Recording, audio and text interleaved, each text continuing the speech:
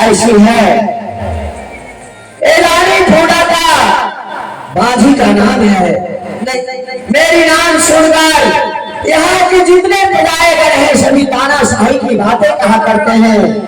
जो रानी फूटा के सुबेरे उठकर मुख देख लेंगे तो हर दिन अंजल नहीं मिल सकती है। नहीं ऐसा मत बोलो। फूला आज मैं किस लिए आई हूँ जानती? फूला बहन किस लिए आई हो? आज तुम्हारे लिए मैं प्रसाद लेके आई हूँ। क्या मेरे लिए प्रसाद लाए हो? हाँ फूला। क्या कैसी प्रसाद है? फूला हाँ एक माँ देवी की दुर्गी की प्रसाद है। क्या?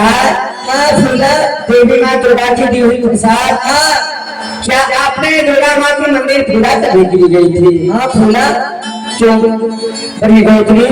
हाँ क्या आप प्रसाद खाए? हम तो खा लिए। खा लिए हो? हाँ क्या मेरे लिए भी लाए हो? हाँ फूला। अच्छा आहले बकेरा लेवा फूला रे। हाँ आहे तो हो जब बरसात।